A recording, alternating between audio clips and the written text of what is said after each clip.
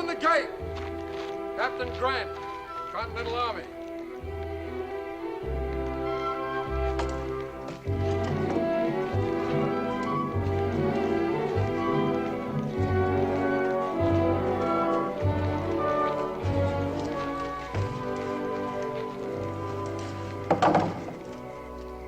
If you're looking for a room, you're just playing out of luck. The tavern's closed for the night. No, I'm not looking for a room. I'm looking for a man named Boone, Daniel Boone. I reckon you come to the right place. He lives right nearby. Good. Should be kind enough to direct me, please. Wouldn't do no good. He ain't home. He and his missus started out for Salem yesterday. Yesterday? Well, then I might still overtake them. Do you know where I might obtain a fresh horse? Mine's almost exhausted, I'm afraid. I don't know this time of the night. Well, I'll pay. And pay well. Well, I've got a horse. Is he a good traveler? He'll go as far and as fast as any horse in Kentucky. Then I'll make a bargain with you, friend. My horse for yours and all of this gold to boot. You just made yourself a deal.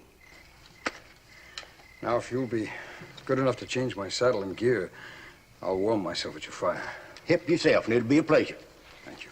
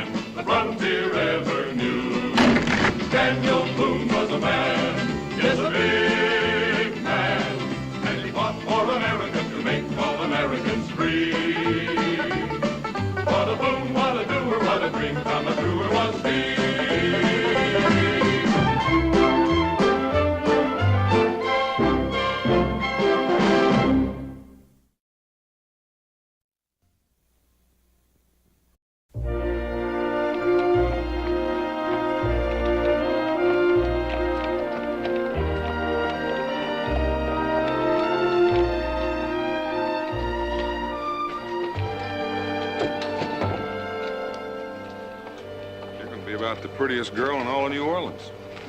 And about the doubt is, I don't think Salem stars are up to big city standards.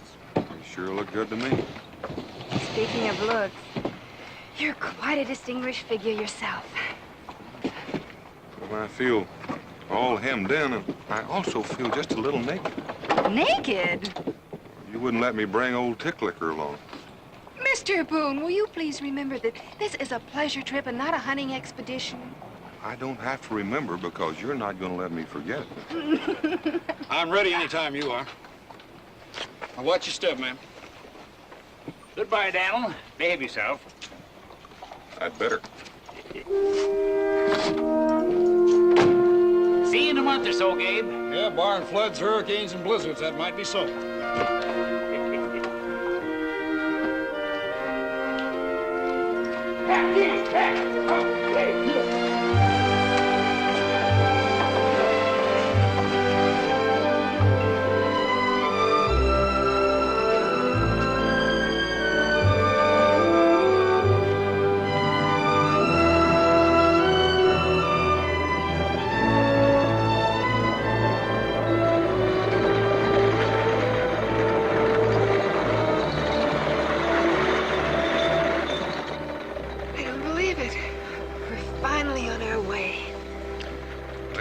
Married, I promised you a honeymoon. Of course, it's a little late. A little late? At least you can't say I've gone back on a promise. No. there's lots of other things I could say. Like what? Like, it's been the most wonderful years a woman ever spent. Even without a honeymoon? I don't really think I've ever had time to miss it. Well, now, Becky, you've had a pretty hard life. A hard life. Building a home and raising a family. Oh, Dan, what else is there in life? Pretty clothes, fancy parties, people to wait on you hand and foot. Piffle, I don't give a hoot about things like that. You don't? No. Well, let me tell you, whether you care for them or not, that's what you're going to get when we get to New Orleans. You know, if you try real hard, I might get to like it. Then where would you be? I'm looking for another wife. You wouldn't dare.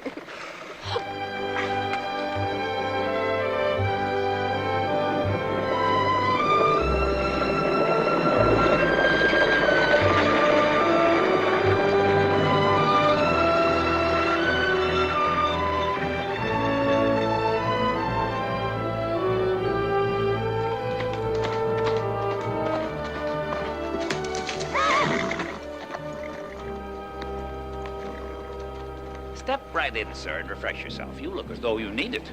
I'll have a boy take care I of have your no horse. time for that now. I'm looking for a man named Daniel Boone. I believe he's staying with you. You just missed him. He and his wife took the southbound coach this morning. Do you know where the coach is stopping for the night? Bent's Crossing. Ben's Crossing. It's a long ride, friend, and if I may say so, neither you nor your horse seem up to it. Well, I thank you for your consideration. We'll make it.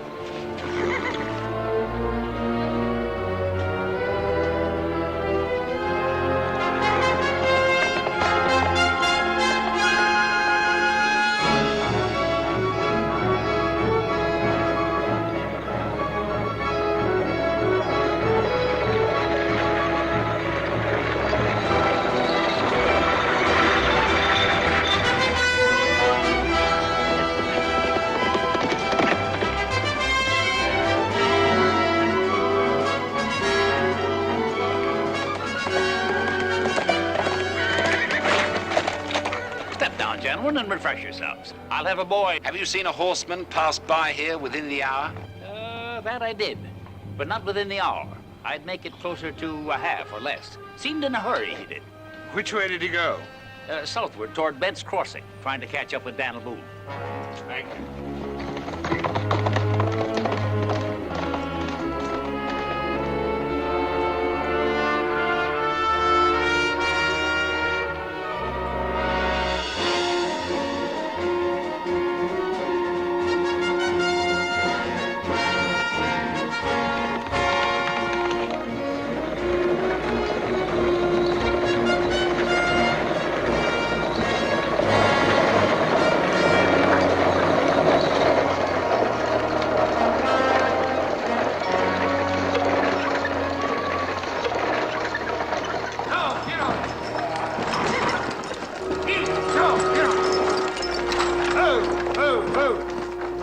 You're late getting here. Have any trouble? Nope, just a little late getting started.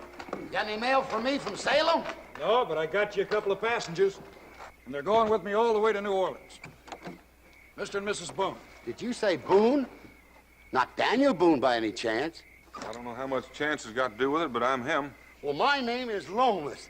It's a great honor to meet you, Mr. Daniel Boone. And you too, ma'am. Oh, well, thank you. Now, you folks just go in and out of the night chill. I'll take care of your luggage. Oh, just the small bag inside, please. That's all we'll need. Yes, ma'am.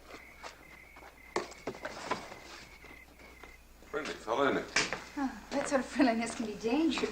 I think you broke my hand.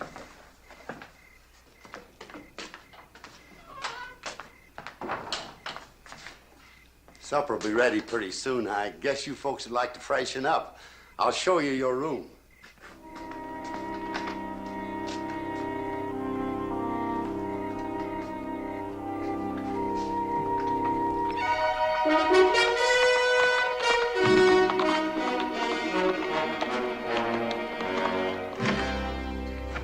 It don't look very fancy, but I'm sure you'll find it comfortable.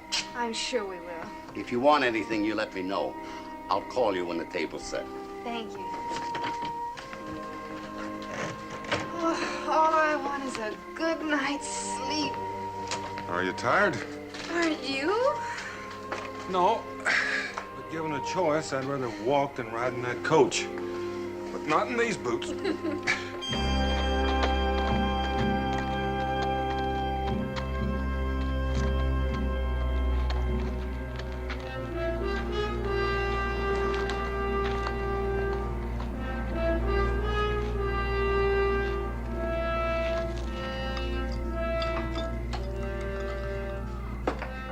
Good evening, sir, and a hearty welcome. I can offer you both food and drink. Later, perhaps, landlord. Right now, I must speak to a certain Daniel Boone. I understand he's lodging here. Right you are, sir. He arrived not more than a half hour ago. You be good enough to call him for me, please. I must speak to him on a matter most urgent. Yes, sir.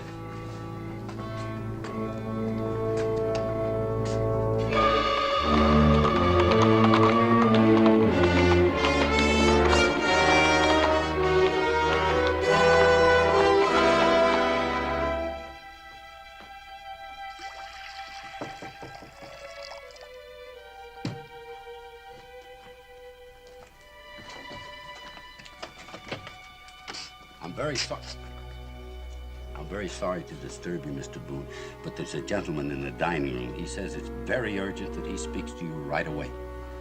Did he leave his name? No, sir, and I forgot to ask him. Tell him I'll be right there. Yes, sir.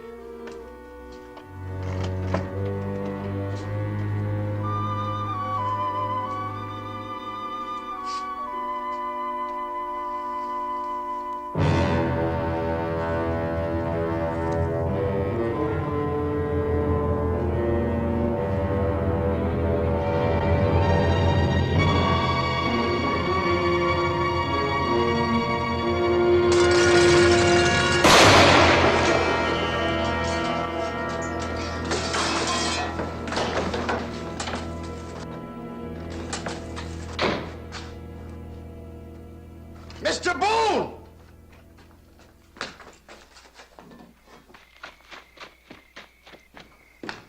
It's the man to see you, Mr. Boone. Someone must have shot him through that window there. Do what you can for him. Yes, sir.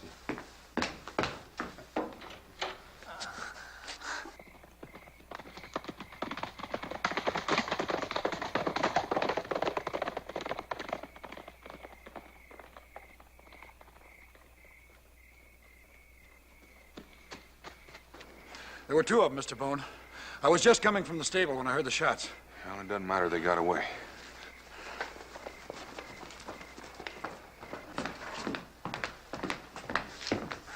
He's hurt real bad, Mr. Boone. Captain. Captain Grant. Daniel, old friend. Give me some hot water and some... No time for that, Daniel. I must speak to you alone.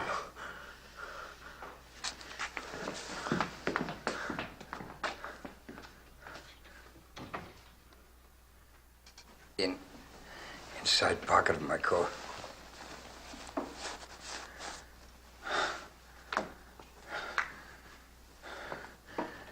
Daniel, it is vitally important that you deliver that document to New Orleans. All right, Captain. The man that document is intended for will contact you. How will I know him? By a code phrase. He will say these exact words to you, Daniel. You are Mr. Daniel Boone of Boonesboro, Owsley County, Kentucky. Those exact words, Daniel. I'll remember. Then Godspeed, old friend. Daniel, guard the document well, for they will surely try to kill you for it. Just as they have killed.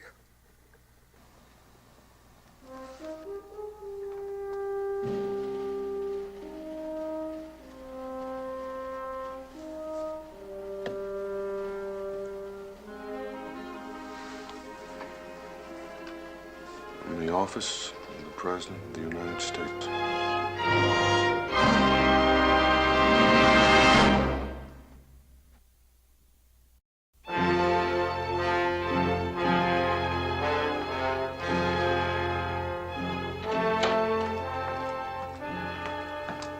Your friend won't need this anymore. I thought you might in case you're unarmed. When does the next northbound coach come through? 2 days from now. My wife is still sleeping. Will you give this to her when she wakes up? I'd appreciate it if you look after her and make sure she's on that coach to Salem. And Mr. Loomis, don't talk to anyone about what happened here this evening. You can trust me, Mr. Boone. I'll be on my way. It's urgent that I get to New Orleans. Without rest? I'll be all right.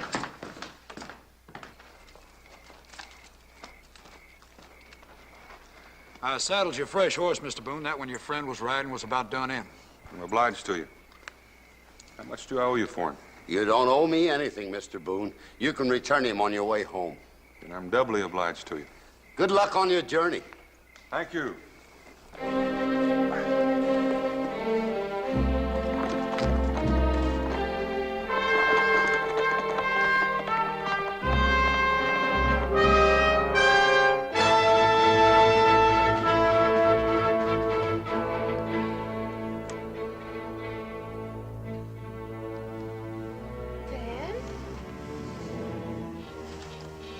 Dan.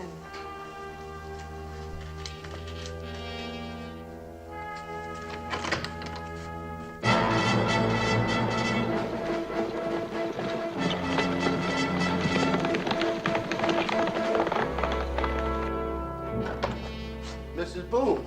Oh, Mr. Loomis, where's Mr. Boone? Well, it's like this, ma'am. Mr. Boone had to leave. Had to leave? Yes, ma'am. He said to give you this. Thank you. Dear Becky, I don't like leaving you alone, but I have to get to New Orleans in a hurry. I can't tell you any more except I couldn't take you with me. I've left money and instructions with Mr. Loomis to see that you get safely back to Salem. Wait for me there. Love, Dan. I simply don't understand this. It's not like Dan to just up and leave without some explanation. Well, all I know, a man rode in asking for your husband and gave him some sort of a message. A man? What man, and where is he now? Captain Grant. He's gone now.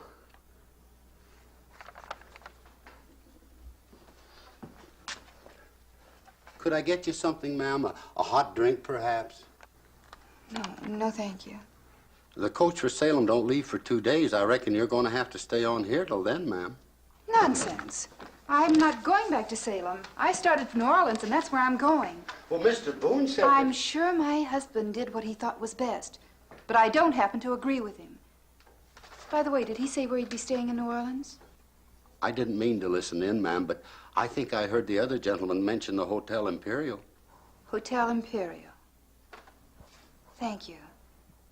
You will see that I'm awakened in time to catch the coach in the morning. Yes, ma'am.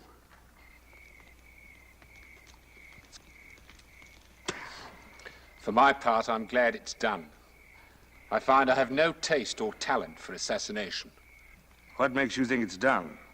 I have never missed a stationary target at 15 paces, even if the light was bad. Nor have I. You saw the man fall. Why have any doubt? Because I think Boone was the intended messenger, and Grant might have lived just long enough to pass along that dispatch. Are you suggesting that we kill Boone, too? From what I hear about the man, it may be necessary. He has a reputation as a man of great integrity, and Lord Brisbane's orders were to intercept that message at all costs. And where will we find Boone? I fancy he'll be on that coach tomorrow. It's quite possible we may have to kill the driver, too. How can you sit there and talk about murder as though it were a game? I dislike that word, murder. What else would you call it? A matter of political necessity. Yes. Take my advice and get some rest. We may have a busy day tomorrow.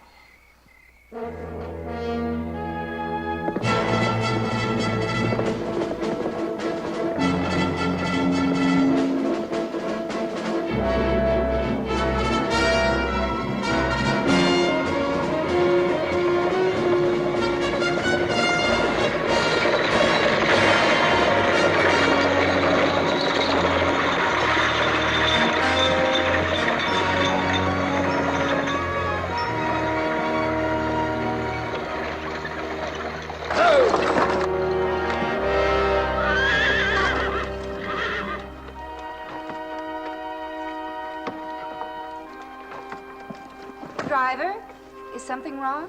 Tree across the road. I may have to unhitch to haul it clear.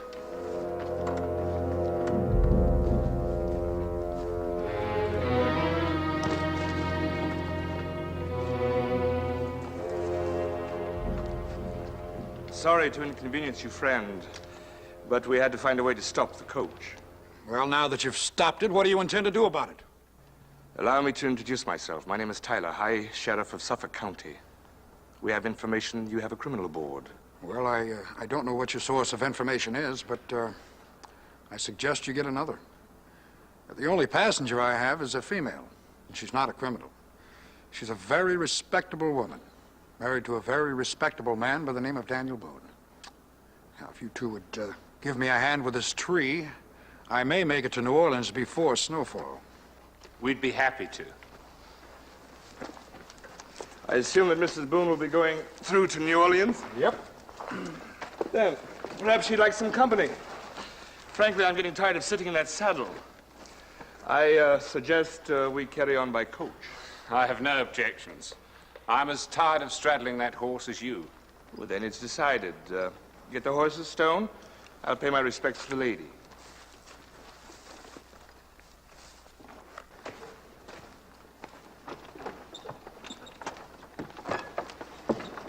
Mrs. Boone? Yes? Would you object greatly if two saddle-weary gentlemen shared the comfort of your coach? Well, it's hardly my coach. And I assure you I have no objections.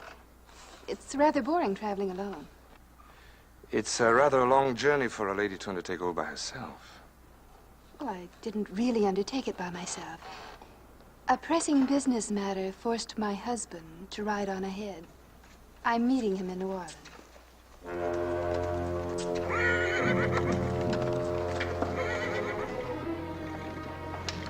If you'll excuse me, ma'am, I'll make sure my horse is tied to lead. I thought time was important to us. If we ride this coach, it'll set us back a day at least. And save us more than that in New Orleans. How would you find a man you've never even seen in a crowded city? Mrs. Boone should serve our purpose very well.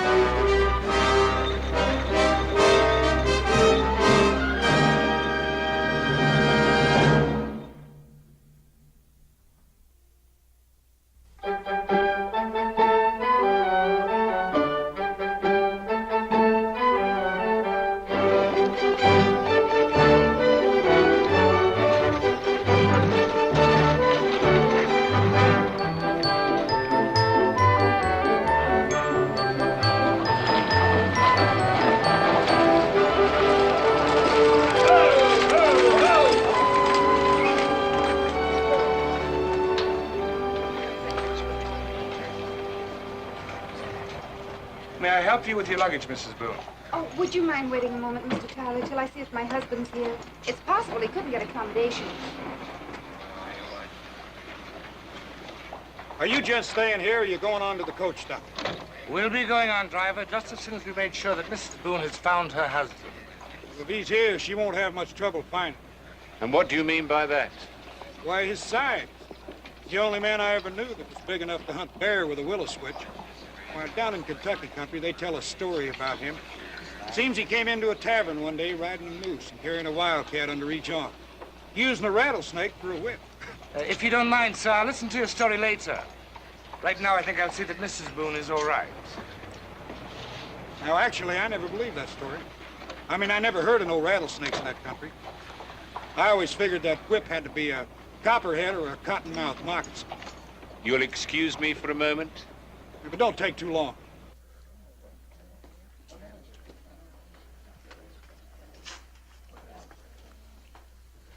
Madam, I'm sorry, but we have no Mr. Boone registered at this hotel.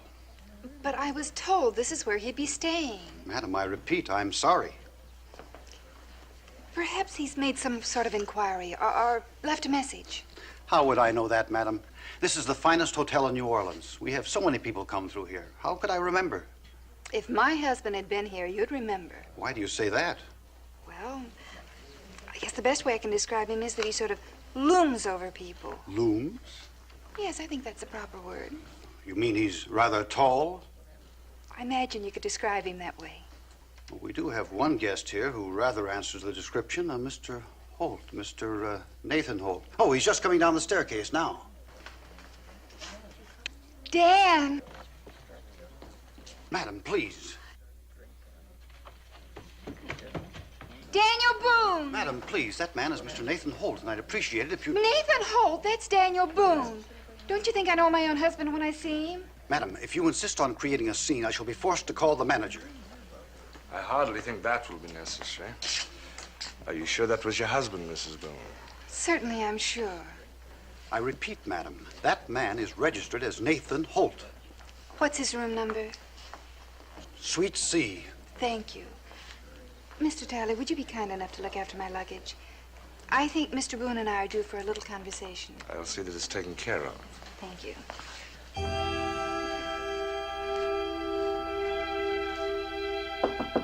Dan?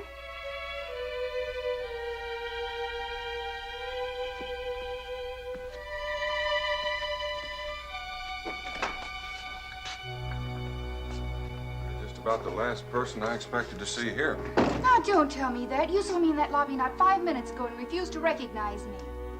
Seeing you did surprise me, son. I thought maybe you were all the way back to Salem by now. I'm sure you did.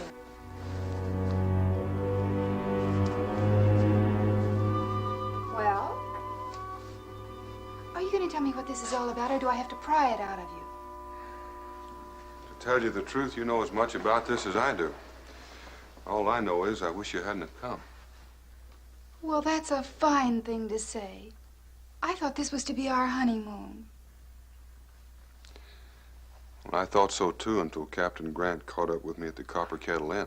What did he want? He gave me a message to deliver. What sort of message? I don't know that either, except that it's from the President of the United States. Who were you to deliver it to? Well, I'm still waiting to find out. Becky, won't you please go back home and let me work this out, whatever way it has to go? You're in trouble, Dan, aren't you? And in danger, too. Well, that may be possible. One man's been killed already, Captain Grant. That's why you can't stay.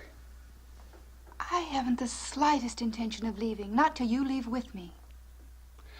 Don't you see, I can't let you stay. Your life may be in jeopardy, too.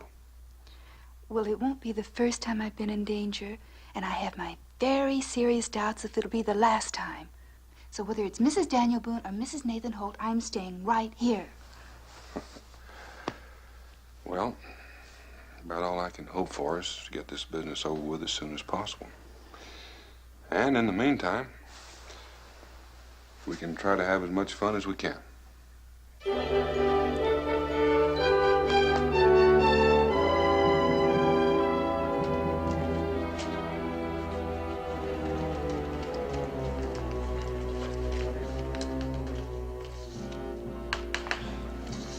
Would you see to it that Mr. Holt gets this as soon as possible? I'll see to it myself, sir. Do you expect an answer, sir? Not right away.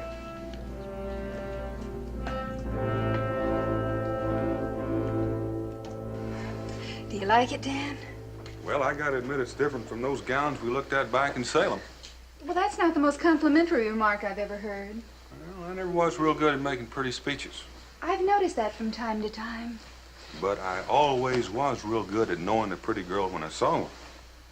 I was even lucky enough to marry one. Oh, I'd almost call that a pretty speech.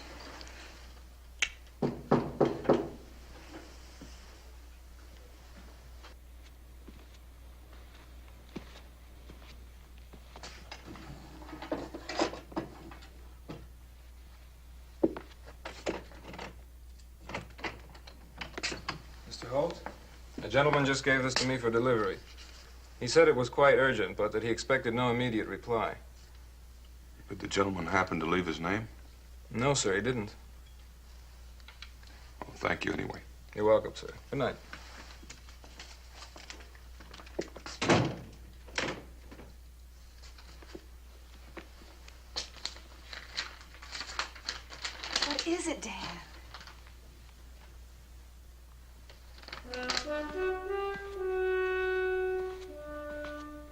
Mr. Daniel Boone, if you will come to Pier 13 at 9 o'clock, I think your mission in New Orleans can be successfully completed. Looks like that party we were planning may come off a little late. You're going? I don't have much choice. One man's already been killed. This could be a trick. Well, that's a chance looks like I'm gonna have to take. I'll give you 2 hours. And if you're not back here by then, I'm gonna come looking for you. Becky, no. You stay here and keep the door closed. And you hang on to this. No, you may need it. Well, you may need it more than I do. And I want to make sure that you're here when I come back. Good night, Becky.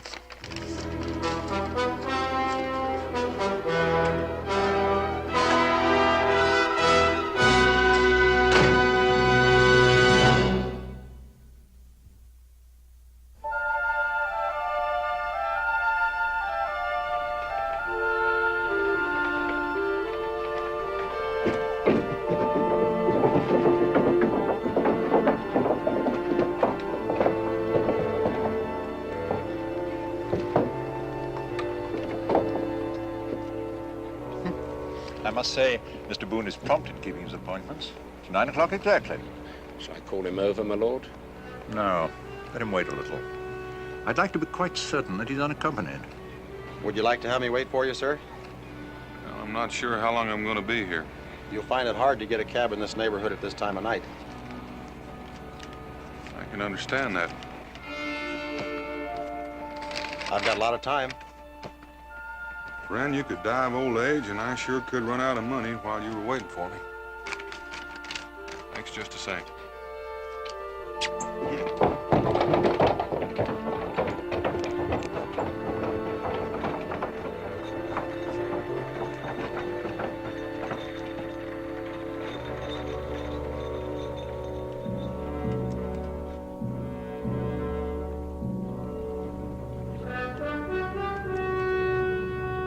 Hello? Anybody here?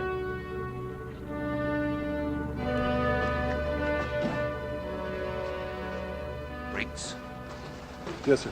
Boone's here. You think I'm deaf? I could hear him calling if I was halfway out to sea. I may overlook your impertinence if you happen to remember your instructions. We close in when you call, Governor. And we don't kill him till we find out if he's got the bakers. You have a remarkable memory, Briggs. Remarkable.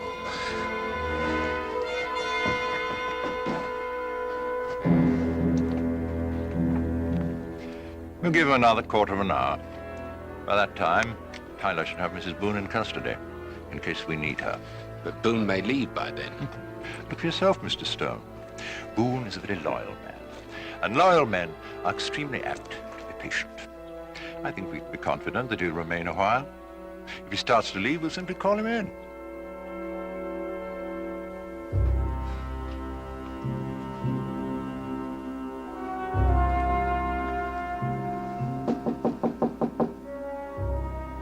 Yes?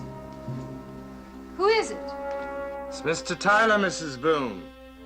I'd hoped that you'd remember me as a traveling companion. I remember you quite well for your courtesy. But why are you calling at this hour of the night? I offer my abject apologies, but I have a message from your husband. May I come in? Just a moment, Mr. Tyler.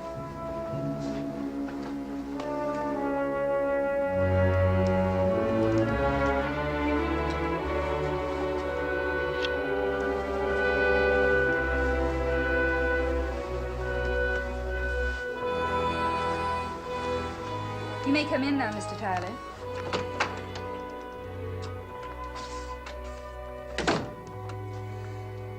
I apologize again for the intrusion, but the communication seemed most important.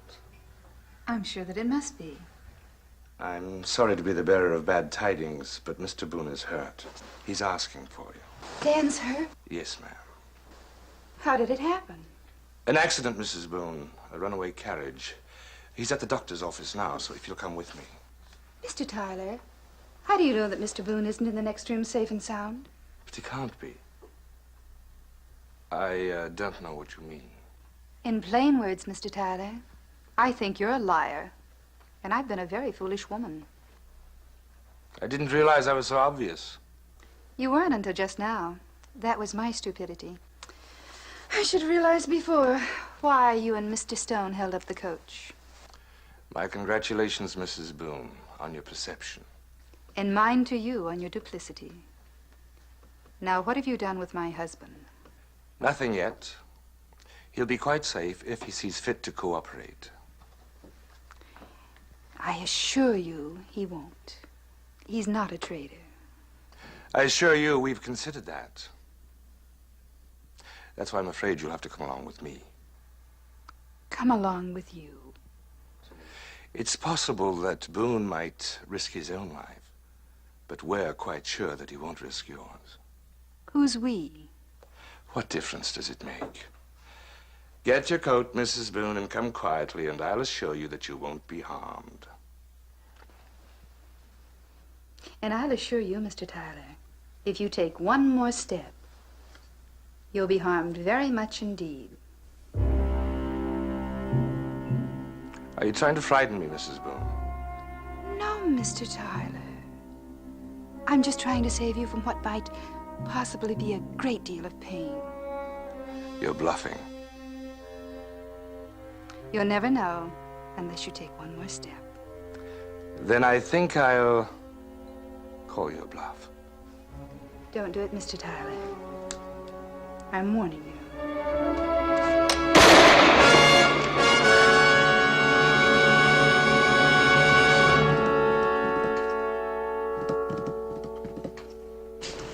Would you mind calling the police? Madam, I can understand you being upset. I imagine the report you heard a moment ago may have sounded like gunfire.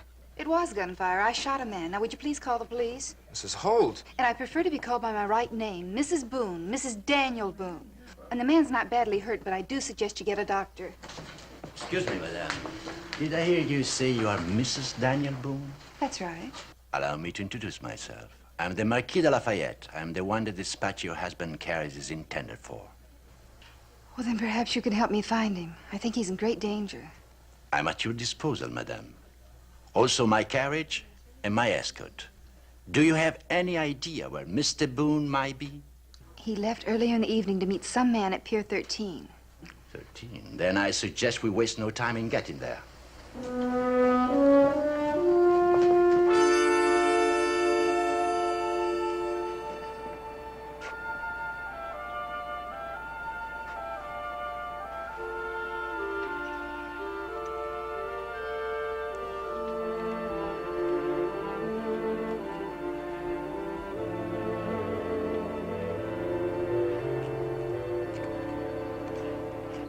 Yes, I think we might call him in now. It's quite apparent that he came alone.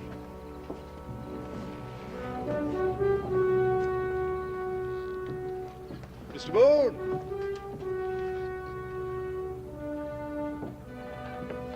Mr. Boone! This way! This way, Mr. Boone!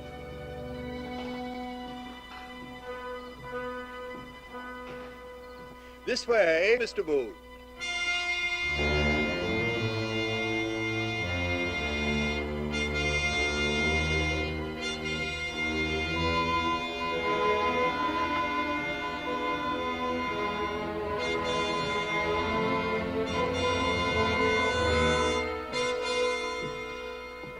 I'm sorry to have kept you waiting, sir, but in affairs of this kind, the utmost secrecy is necessary. I had to assure myself that you were not being followed. You are Mr. Daniel Boone, are you not? I'm Daniel Boone. Who are you? Under the circumstances, I prefer to remain anonymous. Well, under the circumstances, there's not much chance of our coming to an agreement. I assume that you're carrying the dispatch with you? Dispatch? Oh, come now, Mr. Boone. You're being difficult. Well, I'm not being difficult. I'm just trying to make sure I'm dealing with a man I'm supposed to deal with. If I were not the proper person, how would I know that you are registered at the Hotel Imperial as Nathan Holt? Well, thanks to my wife, half the folks in New Orleans know that. All right, then. If it will be of any help to you, I'll quote you the text of the dispatch you're carrying. Well, that wouldn't be much help either. I've never read it. Then what can I do to convince you?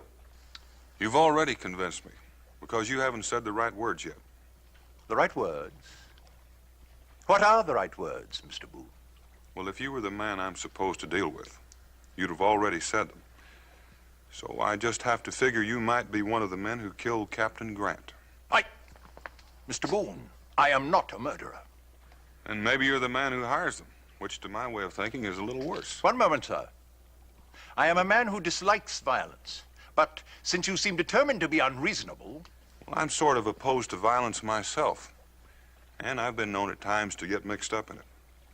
So why don't you stop talking before I lose my temper? You haven't heard me out yet. I've heard all I want to hear. I doubt that very much, Mr. Boone. You see, I'd heard that you were a patriotic and courageous man. We anticipated that you might prove a little difficult, so we've taken our precautions. Such as? We're holding your wife as a hostage. In principle, I dislike such things, but at times they become necessary. Well, how long have you been holding her? Oh, we arranged to have her taken in shortly after you left the hotel. It sounds very interesting. Yes, I fancied it might give you pause for thought. How many men did you send to get her? What difference does that make? If you sent only one, I feel sorry for him. Because when I left, she had a gun, and she's as good a shot as I am. All right, Mr. Stone. Call in your men.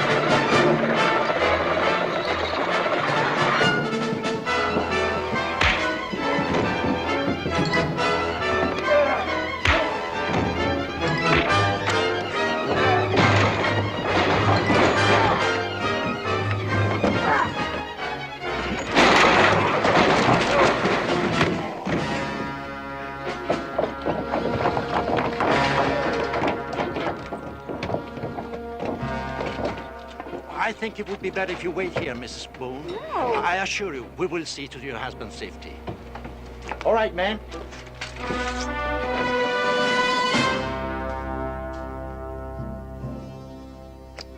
There isn't a single paper on him, my lord.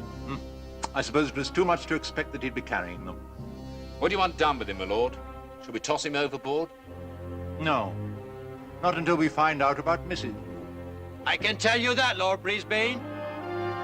Place these men under military arrest.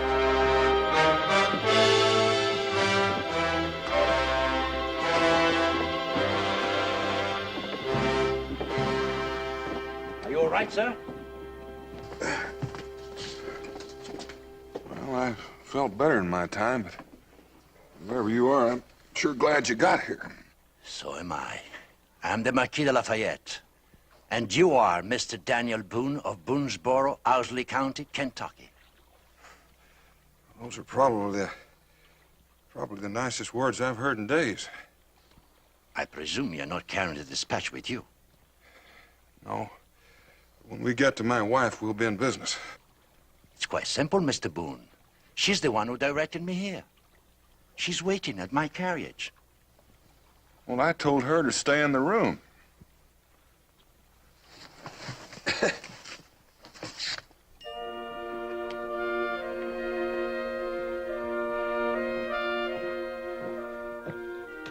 Dan.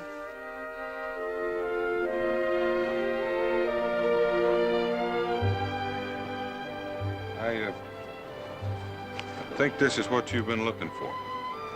How long have I been carrying that? Not long. Not long at all.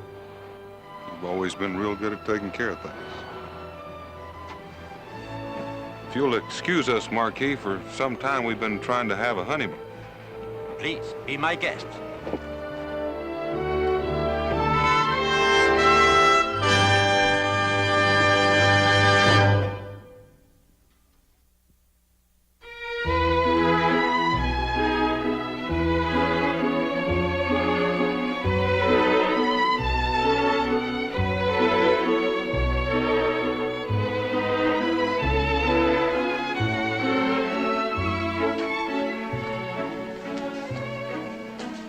Madame, please accept my apologies for my interruption of the dance, but I thought you might be interested in the contents of the dispatch your husband was carrying. This is your country, Mr. Boone. From the Atlantic to the Mississippi. That's a lot of territory. Yes, Mr. Boone, I agree with you. A great deal of territory. But wait.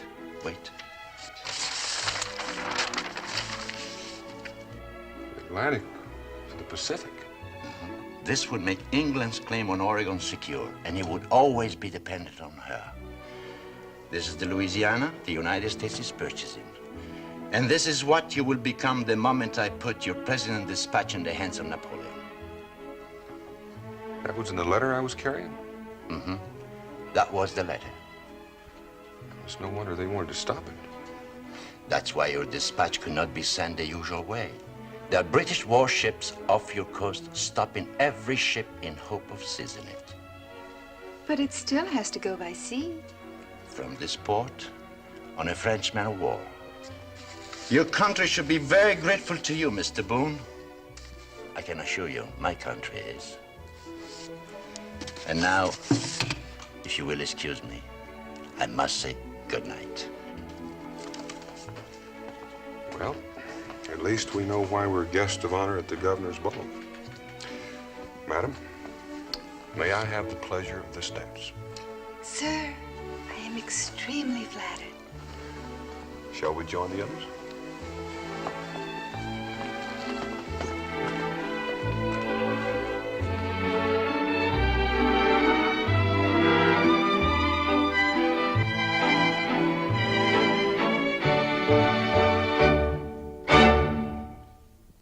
Daniel Boone was a man, yes, a big man, with an eye like an eagle and as tall as a mountain was he.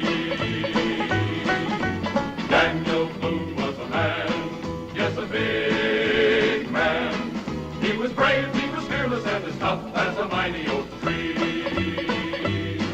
From the coonskin cap on the top of old Dan to the heel of his rawhide shoe, the ripplingest, roaringest, fightingest man the frontier ever knew. Daniel Boone was a man, yes, a big man, with an eye like an eagle and as tall as a mountain was he. Daniel Boone was a man, yes, a big man. What a boon, what a doer, what a dream come